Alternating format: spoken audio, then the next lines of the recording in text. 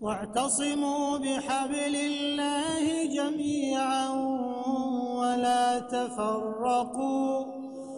الحمد لله رب العالمين، والصلاة والسلام على سید الانبیاء والمرسلین وعلى آلہ واصحابہ اجمعین. اما بعد، فاعوذ باللہ من الشیطان الرجیم. بسم اللہ الرحمن الرحیم. یا ایہا الذین آمنوا هل ادلکم علی تجارۃ تنجیکم من عذاب علیم تؤمنون باللہ ورسولہ وتجاہدون فی سبیل اللہ باموالکم وانفسکم خیر لکم ان کنتم تعلمون. صدق اللہ مولانا العظیم. محترم مسلمان بھائیوں، اللہ کا احسان ہے جس کی توفیق و عنایت سے آج ہم سب یہاں جمع ہیں. اللہ تعالی ہم سب کا یہاں آنا، بیٹھنا، بولنا، سننا اپنی بارگاہ میں منظور و مقبول فرمائے. میں نے آپ کے سامنے سورہ الصف کی آیت نمبر 10 اور 11 کی تلاوت کا شرف حاصل کیا ہے. کوشش کروں گا کہ ان آیات مقدسہ کی روشنی میں چند کلمات آپ بھائیوں کے گوش گزار کر سکوں، ورنہ ان آیات مقدسہ کے اندر اتنے تفصیل طلب مضامین ہیں کہ انسان انہیں بیان کرتا چلا جائے تو اس کے لیے بہت وقت درکار ہے. میں مختصر وقت کے اندر چند باتیں آپ کے سامنے رکھنا چاہوں گا. اللہ جل مجدہ نے ارشاد فرمایا، یا ایہا الذین آمنوا، اے وہ لوگوں جو ایمان لائے ہو،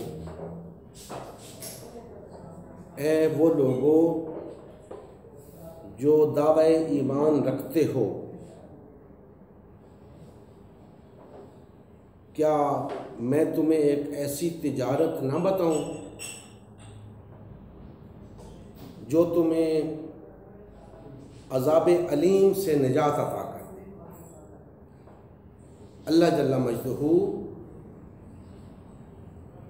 دعوی ایمان رکھنے والوں سے خطاب فرما رہے ہیں کہ اے دعوی ایمان رکھنے والوں، آؤ میں تمہیں ایک ایسی تجارت بتاتا ہوں کہ اگر وہ تجارت، وہ سودا تم میرے ساتھ کر لو، تمہیں عذاب علیم سے نجات مل جائے گی. اور یاد رکھیں، یہ نہیں فرمایا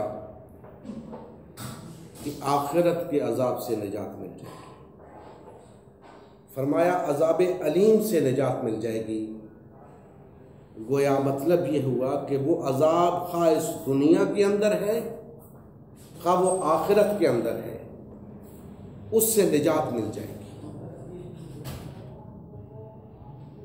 یا اللہ، ہم تیرے بندے ہیں، مومن ہیں، تو ہم اپنے پاس کچھ رکھتے ہی نہیں، ہمارا تو کوئی اثاثہ ہے ہی نہیں، ہمیں تو سب کچھ تو نے عطا کیا ہے۔ ہمارے پاس بظاہر جو کچھ ہو سکتا ہے وہ یا ہمارا یہ جسم ہے یا ہمارا مال ہے، تو جہاں تک مال کا تعلق ہے وہ بھی تیرا عطا کیا ہوا، جہاں تک اس جسم کا تعلق ہے یہ بھی تیرا عطا کیا ہوا۔ ہاتھ تو نے عطا کیے، پاؤں تو نے عطا کیے، آنکھیں تو نے عطا کی، دماغ تو نے عطا کیا، دل تو نے عطا کیا۔ اس کے سوا ہمارے پاس ہے ہی کیا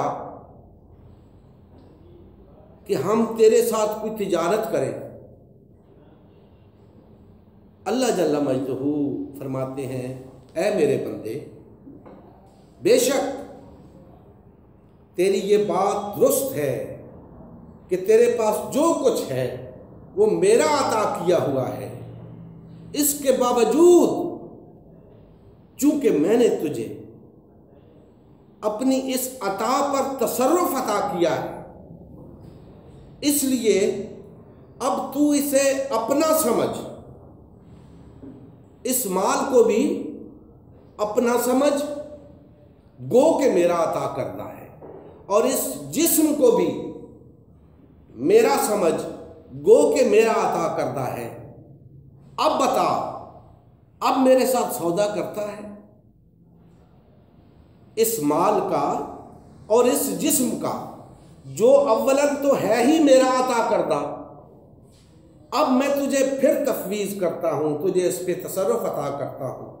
اب بتا، کیا اس مال کا، اس جسم کا سودا میرے ساتھ کرتا ہے؟ اگر تو میرے ساتھ اس مال اور جسم کا سودا کرتا ہے تو پھر میں تجھے عذاب علیم سے نجات عطا کرتا۔ اب دوستان محترم، غور طلب بات ہے کہ ایک چیز ہماری ہے ہی نہیں، نہ مال ہمارا نہ جسم ہمارا،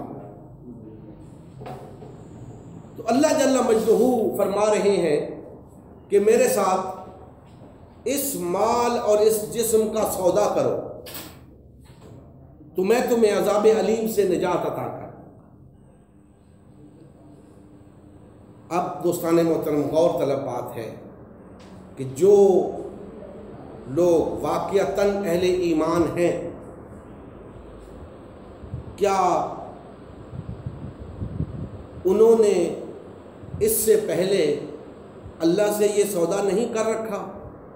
کر رکھا ہے، کیونکہ اس سودے کے بغیر کسی شخص کا ایمان ثابت ہی نہیں ہوتا۔ تو پھر اللہ جل مجدہ یا ایھا الذین آمنوا کہہ کر کسے خطاب فرما رہے ہیں؟ یہ خطاب در حقیقت ان لوگوں سے ہے جو فقط دعوی ایمان رکھتے ہیں، صاحب ایمان نہیں ہے، جو فقط دعوی ایمان رکھتے ہیں، صاحب ایمان نہیں ہے۔ ان سے کہا جا رہا ہے کہ آؤ، تمہارا یہ دعویٰ محض دعویٰ ہے، اس کی کوئی حیثیت نہیں، اس کی کوئی حقیقت نہیں، آؤ میرے ساتھ ایک سودا کرو تاکہ تمہارا یہ دعویٰ ثابت ہو سکے اور پھر تمہیں عذاب علیم سے نجات مل سکے۔ یا اللہ، وہ سودا کیا ہے؟ فرمایا تؤمنون باللہ، اللہ پر ایمان لاؤ، ورسولہ، اور اس کے رسول پر۔ اب دوستان محترم، اب آپ کی سمجھ میں یہ بات آ جانی چاہیے کہ جب اللہ جل مجدہ یا ایھا الذین آمنوا کہہ کر خطاب فرما رہے ہیں تو کیا ان لوگوں سے خطاب فرما رہے ہیں جو اللہ اور اس کے رسول پر ایمان رکھتے ہیں؟ نہیں، ان سے خطاب فرما رہے ہیں جو اللہ اور اس کے رسول پہ ایمان نہیں رکھتے، کیونکہ اب انہیں فرمایا جا رہا ہے کہ اللہ پر ایمان لاؤ اللہ کے رسول پر ایمان لاؤ، یہ سودا میرے ساتھ کرو۔ اور پھر فرمایا وَتُجَاهِدُونَ فِي سَبِيلِ اللَّهِ، اور اللہ کی راہ میں جہاد کرو، بِأَمْوَالِكُمْ وَأَنفُسِكُمْ، اپنے مالوں کے ساتھ اور اپنی جانوں کے ساتھ۔ یہ تمہارے حق میں بہتر ہے اگر تم سمجھو۔ دوستان محترم، آج کی گفتگو میں یہ 4 چیزیں آپ کے سامنے رکھنا چاہتا ہوں کہ ایک، اللہ جل مجدہ نے ایک تجارت کی بات کی، اور دوسرا اللہ اس کے رسول پر ایمان کی بات کی، اور تیسری بات جہاد فی سبیل اللہ کی۔ دوستان محترم، تجارت، ہر شخص یہ جانتا ہے کہ تجارت لین دین کو کہتے ہیں، کچھ لینے کے لیے کچھ دینا پڑتا ہے، اسے تجارت کہتے ہیں۔ اب اللہ جل مجدہ عذاب علیم سے نجات عطا کر رہے ہیں۔ عذاب علیم کیا ہے؟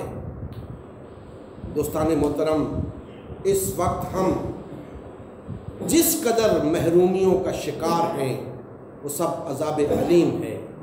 جس معاشی بدحالی کا شکار ہیں وہ عذاب علیم ہے۔ جس فحاشی اور عریانی کا شکار ہیں وہ عذاب علیم ہے، اور جس قتل و غارت گری کا شکار ہیں وہ عذاب علیم ہے۔ جس بدامنی کا شکار ہیں وہ عذاب علیم ہے۔ جس ظلم اور ناانصافی کا شکار ہیں وہ عذاب علیم ہے۔ اللہ جل مجدہ فرما رہے ہیں کہ اس عذاب علیم سے تمہیں نجات عطا کر دوں گا، بشرطے کہ تم یہ تجارت میرے ساتھ کر۔ کون سی تجارت؟ کہ اللہ اور اس کے رسول پر ایمان لے۔ اب دوستان محترم، اگر یہاں پہ کوئی شخص یہ سمجھے کہ اللہ اور اس کے رسول پہ ایمان لانا محض زبان سے اقرار کرنا ہے، تو یہ اس کی غلط فہمی ہے، غلط نگہی ہے۔ اللہ اور اس کے رسول پہ ایمان لانا محض زبان سے اقرار کرنا نہیں، تو پھر کیا ہے؟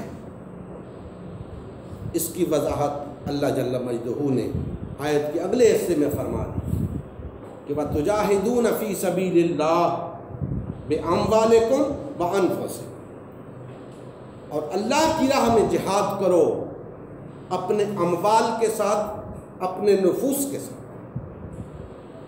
اب دوستان محترم، یہاں 2 چیزیں بیان ہو گئی، ایک ایمان اور ایک عمل۔ یاد رکھیں، یہ جہاد فی سبیل اللہ کا عمل وہ عمل ہے جو صرف اور صرف وہ شخص انجام دے سکتا ہے جو اللہ اور اس کے رسول پہ ایمان رکھتا ہے۔ اس کے سوا کوئی شخص جہاد فی سبیل اللہ کا عمل انجام نہیں دے سکتا۔ تو گویا جہاد فی سبیل اللہ کے لیے اللہ اور اس کے رسول پہ ایمان لانا بنیاد اور شرط کی حیثیت رکھتا ہے۔ اس کے بغیر جہاد فی سبیل اللہ نہیں ہو سکتا۔ تو ایمان لانے کے دعوے داروں کو فرمایا جا رہا ہے کہ اگر تم میرے ساتھ یہ تجارت کرتے ہو تو پھر اللہ اور اس کے رسول پہ ایمان لاؤ اور اللہ کی راہ میں جہاد کرو اپنے اموال کے ساتھ، اپنے نفوس کے ساتھ۔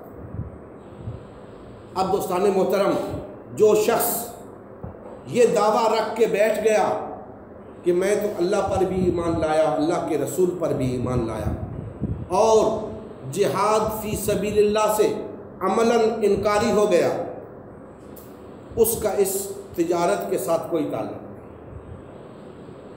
اس کا اس تجارت کے ساتھ کوئی تعلق نہیں، کیونکہ یہ تجارت 2 اجزاء پر مشتمل ہے، ایک کا نام ہے ایمان، دوسرے کا نام ہے عمل۔ اب وہ صرف ایمان یعنی اقرار کر کے بیٹھ گیا، ایمان نہیں لایا، اقرار کر کے بیٹھ گیا۔ ایمان لائے گا تو جہاد فی سبیل اللہ لازماً کرے گا، وہ محض دعوے دار بن کے بیٹھ گیا۔ اب اس کا اس تجارت کے ساتھ کوئی تعلق نہ رہا۔ کیوں؟ اس لیے کہ در حقیقت تجارت تو ایک لین دین ہے، آپ ایمان لا کر دے تو کچھ نہیں رہے، جبکہ جہاد فی سبیل اللہ کر کے کچھ دینا پڑے گا۔ اس لیے جہاد فی سبیل اللہ مسٹ ہے، ایمان کے ساتھ شرط ہے، لازمی جز ہے۔ اب دوستان محترم، مختصر وقت کے اندر جہاد فی سبیل اللہ پہ بات کر کے اپنی بات ختم کروں گا۔ جہاد فی سبیل اللہ میں 3 چیزیں بیان ہوئی: جہاد فی سبیل اللہ، فی سبیل اللہ اور سبیل اللہ۔ جب تک ان 3 باتوں کی سمجھ نہیں آئے گی، جہاد فی سبیل اللہ کی سمجھ نہیں آئے گی۔ اب یہ تو میں نے آپ کے سامنے بیان کر دیا کہ جہاد فی سبیل اللہ کوئی ایسا شخص کر ہی نہیں سکتا جو اللہ اور اس کے رسول پہ ایمان نہ رکھتا ہو، اور جو شخص اللہ اور اس کے رسول پہ ایمان رکھتا ہو ہی نہیں سکتا کہ وہ جہاد فی سبیل اللہ نہ کرے۔ بڑا ایک واضح پیمانہ عطا کر دیا اللہ جل مجدہ نے کسی شخص کو اپنے ایمان کے پرکھنے کا کہ آیا وہ صاحب ایمان ہے یا نہیں، کہ اگر وہ ایمان لایا ہوا ہے تو جہاد فی سبیل اللہ کرے گا، اگر جہاد فی سبیل اللہ نہیں کر رہا تو ایمان نہیں لایا، خواہ وہ دعویٰ کرتا رہے۔ اب یہ جہاد فی سبیل اللہ کیا ہے؟ میں نے عرض کیا کہ اس کے اندر 3 چیزیں ہیں۔ پہلے میں جہاد فی سبیل اللہ کو بیان کرتا ہوں تاکہ باقی 2 چیزوں کی وضاحت آگے چل کے کر سکوں۔ جہاد فی سبیل اللہ، اللہ کی راہ میں جد و جہد۔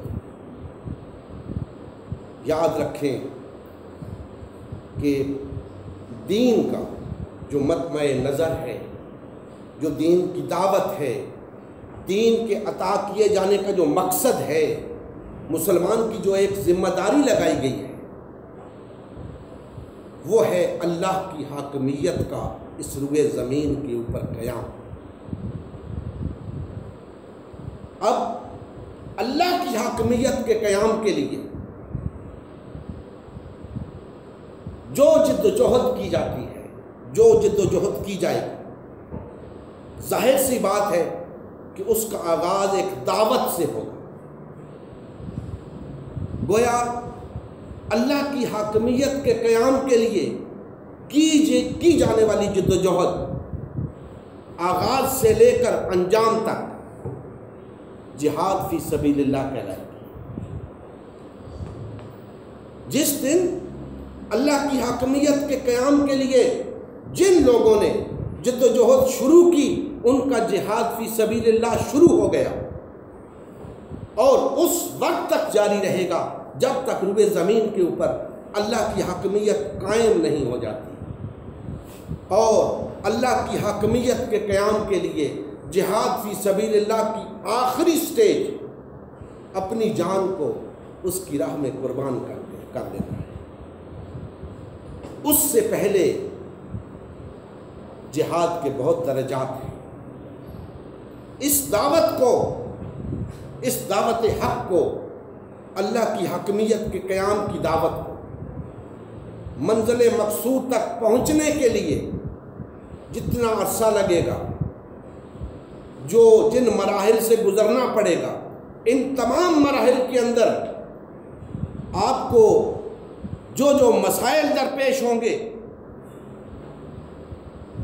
ان سے نبرد آزما ہونا، ان کو جھیلنا، ان تکالیف کو برداشت کرنا، اس ملامت کو گوارا کرنا، اس کے لیے اپنے مال کو خرچ کرنا، یہ سب جہاد فی سبیل اللہ ہے۔ بِأَمْوَالِكُمْ وَأَنفُسِكُمْ، دعوت حق سے لے کر غلبہ حق تک کا جو سفر ہے، یہ سب کا سب جہاد فی سبیل اللہ ہے۔ اب جو شخص